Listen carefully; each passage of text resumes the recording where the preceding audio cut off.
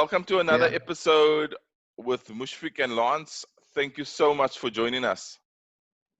Yes, in episode 3 in our Contact Center SA series. Fantastic stuff. We greet you from a cold Cape Town, but we are definitely warm with the excitement. Lance, the excitement about the competition coming up this week, or that we are privileged to be hosting for Gijima Training Institute. Very exciting stuff. Yeah, so stick around until the end. We have got a competition going where you could be winning a course, and Mushfiq will give us some more information about that later on. One thing I want to say that's recently come up is around CapeBPO. We've heard about CapeBPO coming into the market. They were initially Western Cape, BPO Western Cape. And I thought I'd just bring that up quickly, Mushfiq, because I think it's something we have to discuss in future episodes. It's something that we have to embrace. I think they're another player coming into the BPO space in terms of an organization. And we look forward to seeing what the contributions to the industry is as CapeBPO. I mean, we know them as BPO Western Cape, and we know the leadership there. But I'd really like to get them in. Look from where it stands like it right now. I think BPO National certainly is supportive of the initiative. As is CapeBPO still supportive of BPO, which is nice because it opens up a whole new avenue for us to do one thing which we're passionate about at Contact Center, which is creating jobs. Formalizing the industry opportunities, taking us from 250,000 recognized contact center agents to well over 750,000, which is the new number I'm hearing, Lance. Because I'm hearing there's a lot more people in the outbound space, where people cut their teeth. So yes, I think I'm excited about it. I think for us, and certainly what we've been speaking about a lot is really around job creation, job opportunities. I mean, we know, I mean, there's so many. I mean, look at EdCon. They just gone. I mean, it's actually so sad to see all these LinkedIn posts of people saying goodbye to EdCon. You almost feel emotionally attached to EdCon because of all the jobs they created, you know. Look, I myself was previous Western Cape regional manager for EdCon, for that particular contact center in the Western Cape. Sure. And I've seen some of my colleagues that have still been there. One thing that those people did is that they really were loyal to the brand, and you've got some really great people working in that environment. And I'm speaking from the top leadership, right through to the guys at the bottom. And it's a sad thing. It's been coming. It's not all their own. It's not by their own doing. It's just the economy has just dealt them an extra blow. But the exciting thing is that I think that what's transpired now is that RCS has actually bought over this book. And so too will create work, particularly once again in the Western Cape, because that's where the head office is.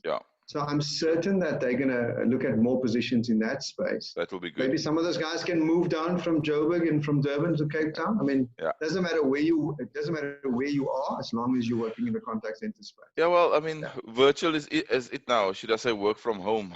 That's the new buzzword. So I think CapeBPO, we wish you well. Entered in the market as CapeBPO, and we will definitely have you guys on our show. I think we'll be in touch with you. Please expect a call from us.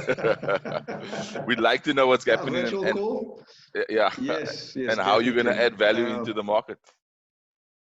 I'm excited about any opportunity to explore new job opportunities and where we can harness support together. So definitely exciting times, Lance. And today's focus, jobs. That's what we're doing, Definitely jobs, more jobs. We're going to focus on those things. So indeed, the theme for today is really job creation, and that's kind of where we're going. But before we go there, just a couple of things. the first thing I want to say, thank you to everybody that has added comments to our videos. We really appreciate it. We're gonna put some up here and then maybe some down here. We'll post a few. And then I also just want to say, if you've watched a couple of our videos, you would have seen our recent one, which was posted last week, I think it was. We did a video interviewing Franco Cotumaccio, CEO. Well done. Yeah. I'm quite proud of myself, I can say that. We interviewed him. Please go check out that video. I'll put it up here as well, because I think it's something that we really need to look at. He's also doing such an awesome job in the creating careers space, and so I'd really like us to support that initiative. I'm excited about what Franco is doing, me too. and definitely supportive. Yeah, definitely. So please go check out that video. So in a previous episode, in episode 2, we started discussing about loyalty and customer loyalty, and does the wow factor or does the delight factor actually translate into customer loyalty? I made mention of a story relayed by Matt Dixon, Joshie the giraffe. If you want to check out that story, go check out here. I'm going to post it up here. You'll see the video there. Then I thought it's prudent that I continue that, or we continue on this journey with Matt Dixon, because I think it's an important part of customer experience and looking at how we actually need to engage with our customers, or not for that matter. And I know it's a bit controversial, that particular statement that I just made, but here's just a recap of what I showed in the last episode. I found that the effect was almost exactly the opposite. That's the blue curve here. This is the actual data. Now, what we found is customers also don't want a subpar service experience. No surprise there. But look how loyal customers are when we simply do what they expect. When we simply meet their expectations, we generate a lot of loyalty. And then the other big surprise is, look how the curve flattens out beyond that midpoint. So when we go beyond, when we go above and beyond, when we wow the customer, we spend a lot of time and energy trying to do that, and the customer doesn't pay us back with their loyalty. In this next clip, he talks about the fact that customers phoning in already is giving an issue with a loyalty issue. They're already disloyal by just phoning in. So I'm going to play this clip, and just so they know, we're going to do a 3-part in this. So this will be the second part. So this is, I think we all know this. I think we all are well aware of it. And for most operations, the data show this. But this is just a reminder of why customers are potentially disloyal just by actually calling in, or should I say they become disloyal just by actually calling into our operation environments or our call centers. So take a look at the clip. Service interaction is actually 4 times more likely to drive disloyalty than to drive loyalty. It's not just that customer service, even delightful customer service, doesn't make customers more loyal. It's that service interactions in general make customers more disloyal. Now, just to be clear, when we have, when our customers have problems with the products and services that we sold them, they approach us in probably not the best state of mind. The thing that we sold them is not working the way that they thought it would work. It's not living up to their expectations, so they reach out to us for help. But what this tells us is not just that we take the customer in a bad state and we kind of get them back to neutral. What the data tells us is that we take them in a bad state and we actually make it worse. Well, what can we be doing to make our customers that disloyal to us during the course of a service interaction? When we break this apart and we look at the data, here's what we're doing. These are the drivers that populate that negative 3.97x disloyalty bar. The things that make our customers this disloyal to us are repeat contacts. So when they have to reach out to us over and over again to get their problem fixed, or channel switching.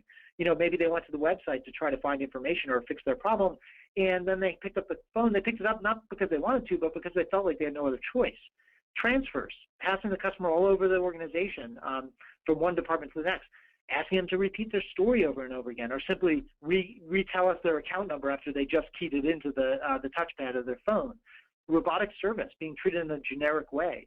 Policies and processes that we throw out there that don't make sense to our customers, but really for the customer feel like simply hoops they have to jump through or hurdles they have to overcome to get the thing that they really want, which is a product or service that does what they expected it to do. And then finally, the hassle effect is sort of a perceptual effect, but how much do customers really think that doing business with our company is frankly just a big, huge pain. Now, when we look at that list of disloyalty drivers, what really jumps out to us, and this is our third finding, is that they have something in common. These are all what we call sources of customer effort. This is the work that we put on our customer's plate to get problems fixed. Problems, mind you, that we created because our product or service that we sold them doesn't work the way the customer expects it to work. They reach out to us for help. They're already in a bad state, and then we run them through this grist mill that you see in that bulleted box. We put effort on their plate, and we force them to jump through hoops to overcome obstacles, and they leave that interaction more disloyal than they were at the beginning of the interaction. That's why service interactions drive disloyalty.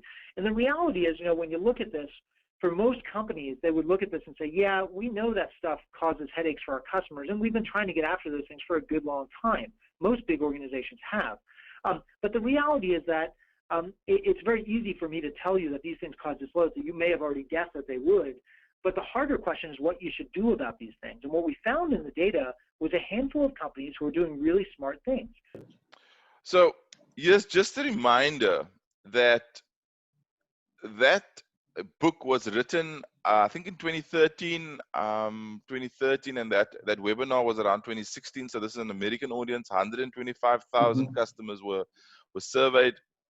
100 companies and something like 5,000 reps.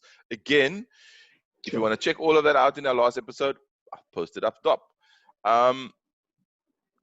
Interesting, some of their findings. And like you said, I think we all know this. We all know the results of customers calling in and the dissatisfaction. Look, it's true. It's true. I've seen it. I've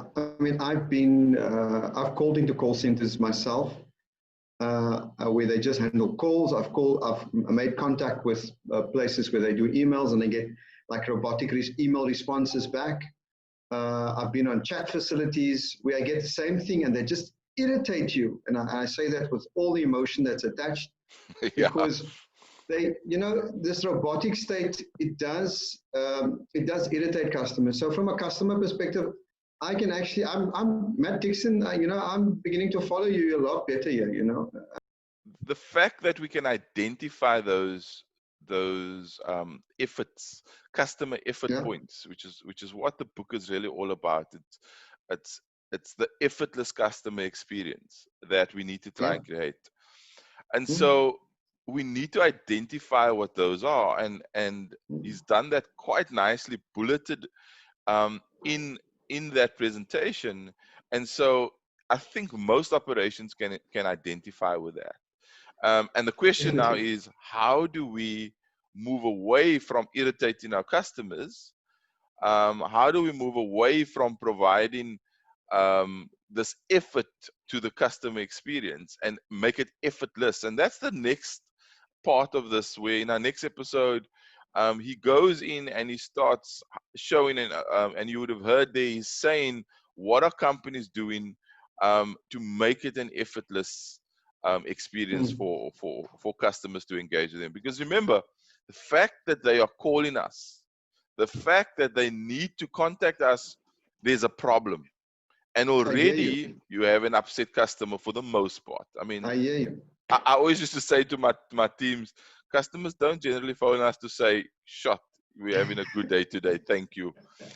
Sometimes they do. I mean, very rarely. Yeah, I think we need to recognize that the minute you have a customer calling into your operation for an issue, a problem, a concern, immediately you need to recognize that something has gone wrong with your transaction with that customer. Number one. And number two, that yes, we know it happens, but let's try and make that experience an effortless one. So that it's not a pain for the customer. I mean, so many times people ask me, what do you do? And I say, I work in this industry. Oh, you the guys that transfer people. You the guys that don't keep your promises. You the guys that make us wait in the queues. And it irks me when I hear these things, because I'm like, no, we shouldn't be that, you know? And so really, I think we need to, and don't get me wrong, I'm not for 1 minute saying I don't think that's a focus. I mean, I see in some operations the management and the leadership of those environments really strive to get that right. And in some cases they do, but there's lots of time when we just don't get that effortless experience, because if it was effortless, customers wouldn't. Yeah, so I just want to. Yeah, it's because they become robotic, Lance. That's what happens. I mean, and it's sad. I mean, I've seen this even for my own personal account. I've seen this transpire even in emergency service centers. In the first 2-3 months, those guys are on top of it. They are taking the call, they're in it. And in month 3 or 4, they're so used to it. It's almost like they become desensitized. There we go. Desensitized, yeah. You know, and that's wrong. Yeah. That is. And I'm appealing to you guys who's working in these operations.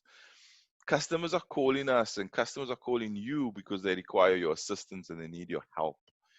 And so that effortless experience should start from the time they dial that number and they get into that IVR queue or into the IVR, that it becomes so easy and smooth. And don't get me wrong, I understand the logistics around it. I understand the nuances of the technology. I understand that there's limitations. I get all of that. I guess for me, I want to just make sure that we understand that do we see the experience from the customer viewpoint, or do we see the experience from your viewpoint in the organization? It needs to be turned around to identify the gaps from the time the customer gets into the environment. They dial that number and it goes through to the IVR. Thank you for calling, blah, blah, blah, blah. And so immediately that's the experience, from the hold music to the waiting times to the ACD transferring wherever it's going to. All of those things come into play. And one of the worst things that I've experienced is looping. If your IVR is looping that call, you press 1, yes, you go, and then I've experienced. It's crazy. And then they ask you to, can you please give me your account number? Yes, sir. We will transfer your call immediately. And then they, without you even saying anything, they transfer you. And then you're back to where you started. Guys, let's stop doing that. I mean, you know what? All effort. That is all effort. Yeah. Okay, so that wasn't intended for us to go into another soapbox. So I apologize if we sounded that way. We're just really passionate. We're just really passionate about getting the customer experience in a space where customers are not confronted with this myriad of numbers to dial, pressing, and then they still come through to the wrong department and they get promised to be transferred, or someone will call you back. And so I'm not going to go on. I think we've made our point. I do think it's something that we need to engage from a customer experience perspective. Okay. So look out for the next episode. We will then move forward and see what customers or clients and organizations, I should say, that are getting it right, what they are doing. I want to get on to another topic quickly, Mushfiq. And I get a few questions about this sort of offline. People asking me what headset I'm using. And so I thought I'll just address that quickly. I'm an avid brand ambassador, I guess, of Jabra or Jabra. I'm not sure how the pronunciation is. It depends on where in the world you are answering the phone. So it will either be Jabra or Jabra. If you're in South Africa and you're in Cape Town or in Durban, it doesn't matter, you know. Jabra it is. And again, the segment is not sponsored in any way by Jabra. I really like the headset, and they really cater for almost every aspect of life, as it were. This headset is what they call the Evolve 30 Duo. And it's a great headset for being at home, the work from home solution. It's a great headset for the noise cancellation that it has. It really is, in the mic itself, it's got quite a good head cancellation. And it takes away about 60 to 70% of the noise, which is great because very often, especially when you're working at home, you've got dogs barking, you've got maybe a child shouting in the background, and that takes away most of that. Jabra, if this is true, then I want one, please. I mean, I definitely want one. If this is not an ad for it, then I certainly would want one. It's not an ad, and I want to say this sincerely, because I think the reason why I'm a Jabra fan is because I've sold it for a while, and in the time that I've sold it, I haven't had one comeback on these headsets. I've spoken to the clients I've sold it to, and they've been very happy with it too. I guess I would like a slightly bigger earpieces because I've got a big head, I guess. But this particular headset is really, really cool because it also has the jack, or the 3.5 millimeter jack. Actually can unplug, and I'm not going to do that, otherwise I'm going to disappear. It can unplug, and you can plug it into a phone or a laptop. I mean, into a tablet or something to that effect. So very often, if my phone is ringing and I'm on this device, I unplug it and I plug it into my phone quickly, and I can And so I wanted to just answer that question because people have asked me what headset I'm using, why am I using that particular one. Again, this is not an ad for them. We are going to have them on the show.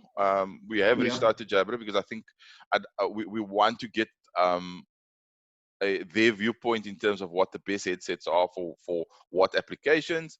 But I just thought I'll raise that if you don't mind. Mushfiq, I know I'm taking a bit of time. Look.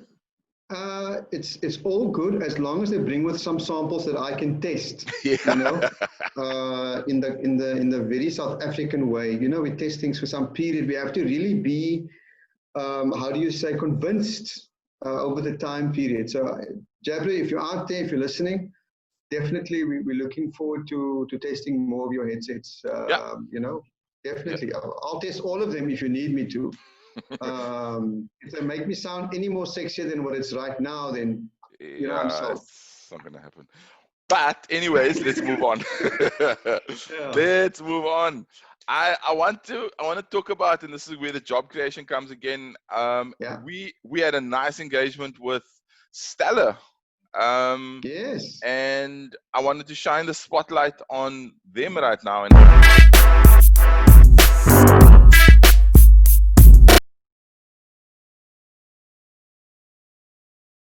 it's actually a feather in the cap of South Africa and the people we have here that actually are stellar. Are we perhaps willing to come to South Africa? So fortunate for me, it's some of the clients that asked for that. And it actually goes back to the point where the trademark and the brand of South Africa is quite strong out there. And if you go back to previous reports as to how South Africa is actually surpassing the Philippines and India in recent reports, it's good to hear that.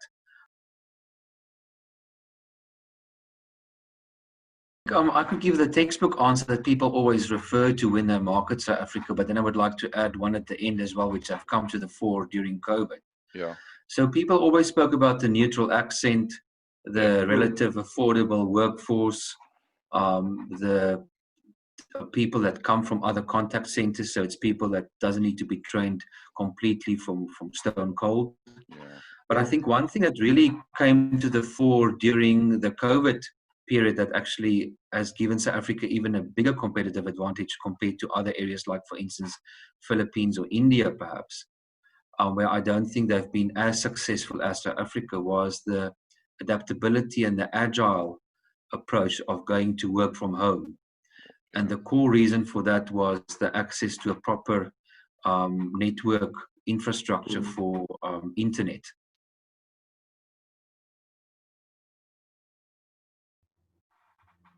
I think many people talk about it, but I think few actually actively live it, and that is to be first for people and be quite culture driven. I've been in contact centers environment since 1999, believe it or not. So my short answer would be culture, but actually culture then is one of the outcomes or the products of OBM, and OBM stands for Open Book Management. It's a management style that's discussed in detail in a book called The Great Game of Business. It's definitely a book I would suggest anybody read that's working in any company, irrespective of whether they're in call centers or whatever. And it comes down to that everyone in the business has a stake and a portion to play in the success of the business. And it's not only getting the buy-in, but then actively involve them in the outcomes of the business. For instance, with Stellar, every day, irrespective of what level you are, whether you are a receptionist, and consultant, an agent, an advisor, a team leader, you can jump on a call at a certain time where you actually have access to the income statement with our CFO, where they discuss daily how all the accounts are doing. And then in every account, it's built into a certain incentive pool. So the better the account performs, the bigger the incentive pool grows. And everyone from receptionist right up to the CEO, they participate in this monthly pool. So when you actually work or achieve better than what was agreed upon initially, you actually benefit and participate in that bigger incentive pool. So people are working together because they know if they help each other, that's on the same account as an example, the ultimate incentive pool will grow, which they will all benefit from. Interesting insights there from Stella, landing on our shores and speaking about the people. I mean, like you're saying, everybody's sort of clicheing it around, but I mean, here's a company that's actually following something by an author, Jack Stack, which is incidentally not a new book, it's an old book. And I've seen that book pop up in the States. And it really, for me, if you follow it to the letter, and like they say they are, then you're creating, you're creating people that own the business and not just work for the business. I mean, so for everybody who's maybe joining us for the first time, we did a little bit of a segment on Stella in our very first episode. I'll put that up here as well.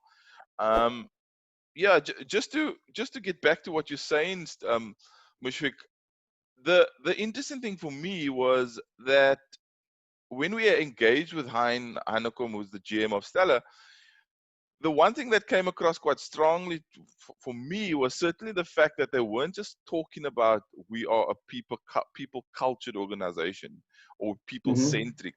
There was definite action that was being put in place. So certainly what I was impressed about is this call that they have, and it doesn't matter who you are in the business, you can actually go on this call and engage with their CFO, I think it is, and understand what's happening on a business level, even the explaining from a transparency perspective what the income statement is all about. And so I think there's a few things happening there. The one thing is we've been transparent about our business and where we're going and how it's impacting. And also as a person that's maybe not into the financial side of things, you're learning how to read these things. You're learning and understanding what the different levers are through this process and what your role is that impacts those outcomes from a financial perspective. And I think that's really talking to action and letting people in on the business side of your organization or business. Look, I love it. I think the important thing there for me that sticks out when I watch that particular part of it, it's a definitely respect for effort, for everybody's effort, basically. Yeah. Exactly. And the opportunity for others to learn. Right approach, any day when you've got people first, right approach. So let's wish them well on the journey and see them create some jobs in South Africa, which is what we're all about. Yeah. Agreed. Definitely. Yeah. It's 100 million views already. Jerusalema.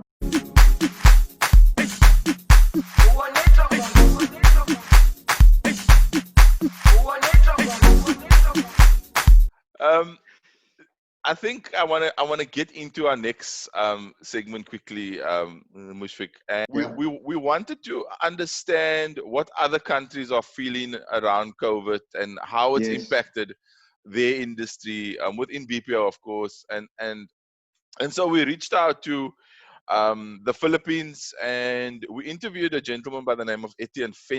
It's just a snippet of that interview. I think that interview went on for probably about an hour, and I don't think we're going to play that full interview on here. Welcome, Etienne from the Philippines at 1 a.m. in the morning. How are you doing, sir? Very good. Very good. Always very good. 1 a.m. is just a number. Well, in the context interface, I'm going to agree with Etienne. Yeah, true story. It's now 7 p.m. in local time in Cape Town. Like you say, Etienne, if it's in the context interspace, I mean, time is irrelevant as long as you're being productive, I suppose. Huh? Yep. Yeah, definitely.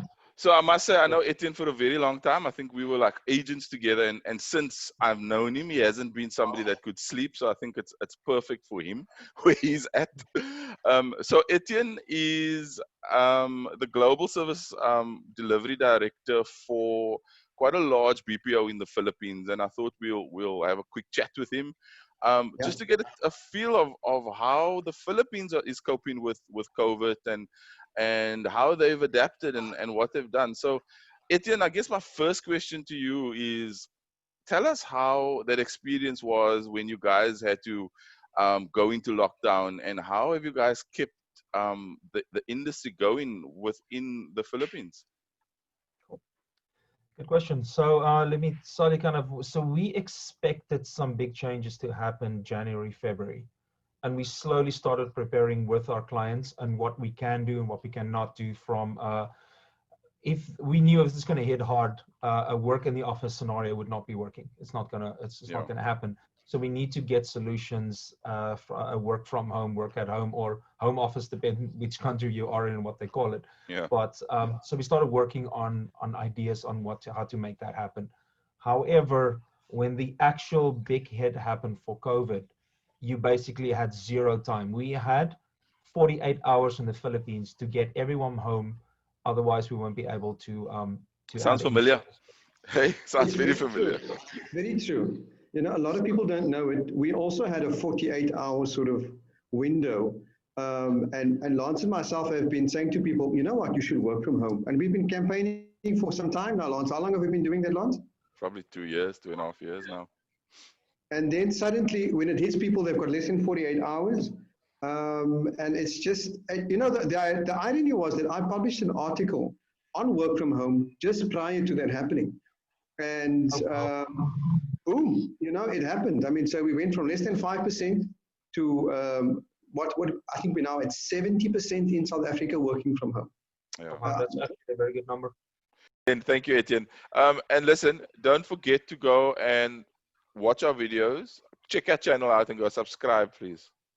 I am subscribed already. Definitely. Like and subscribe. Okay. Yeah, like and subscribe. Okay. And hit the bell so you get updates. Your entire contact center does this. I mean, you know, we're looking for the international arm, and if you get your entire contact center, we will send you a free mug from Cape Town. One free mug.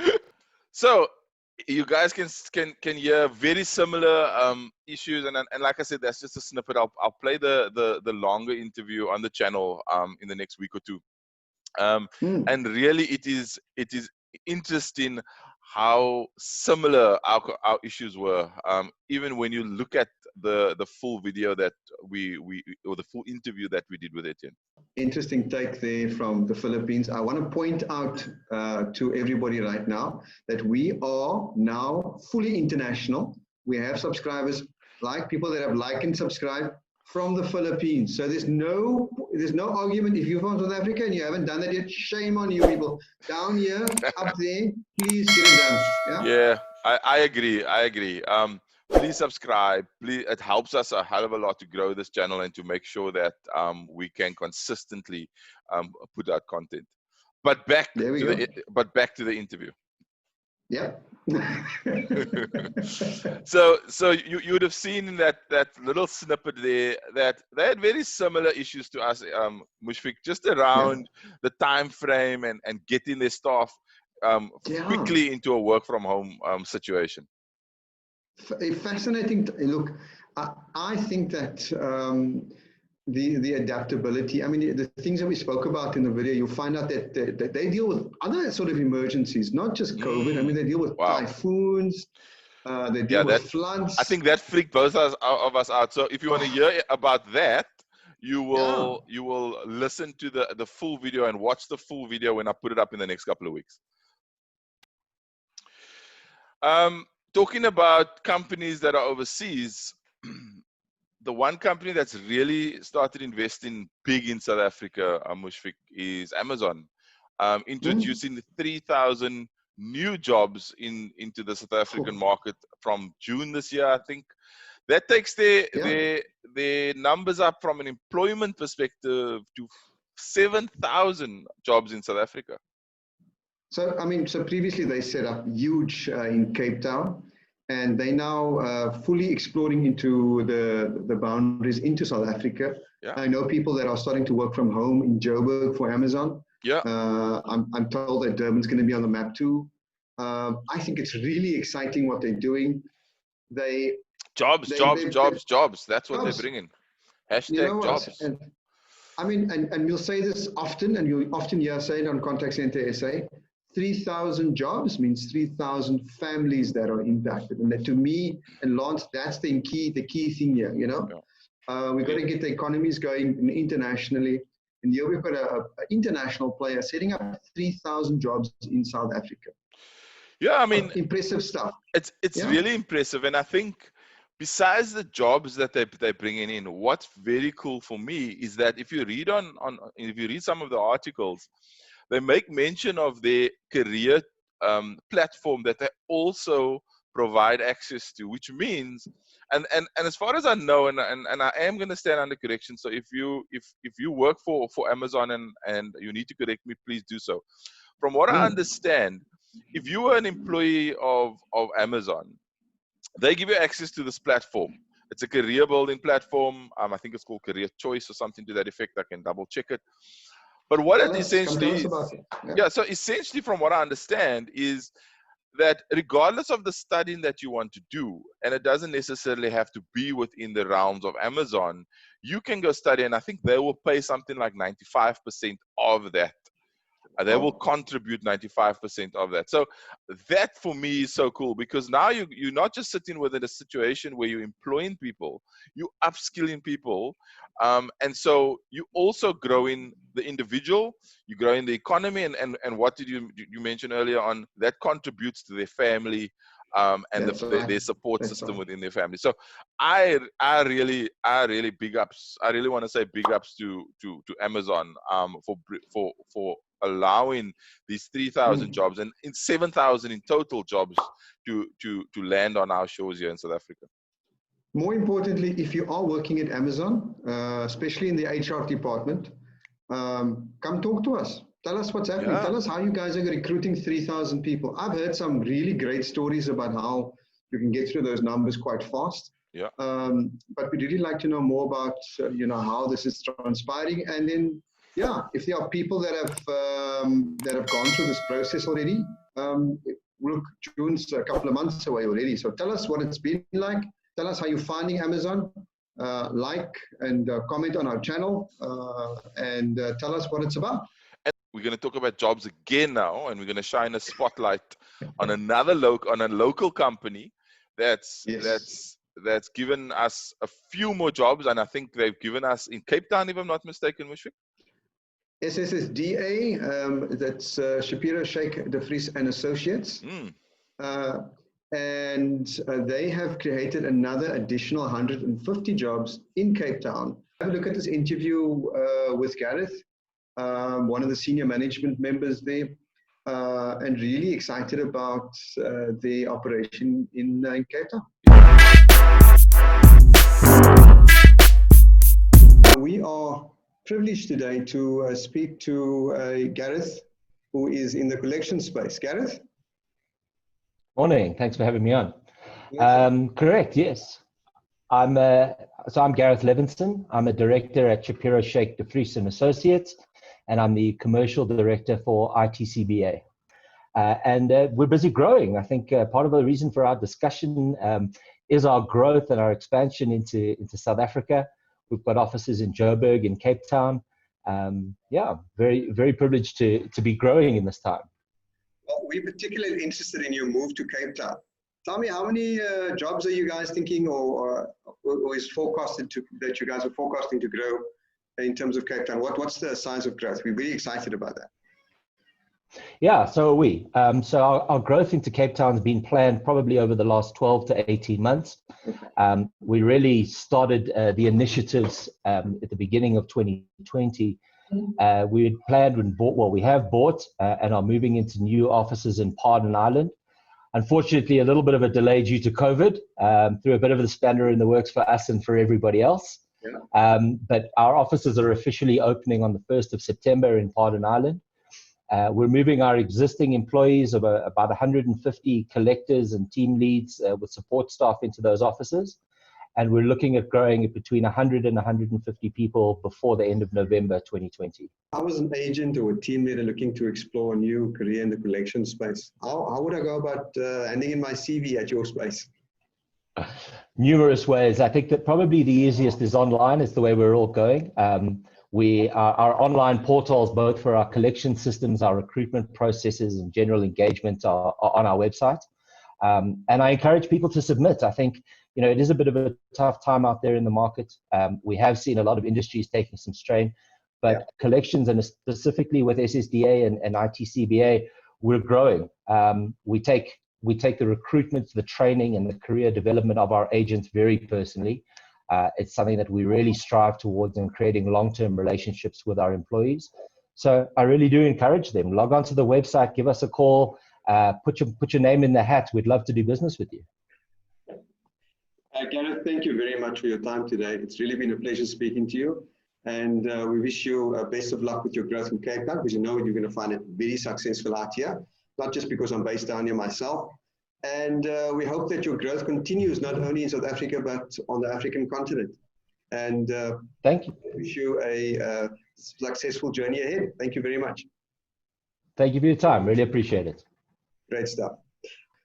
What I liked about SSDA, once again, and it resonates with the theme, people are starting to focus on people. Companies are really focusing on the people.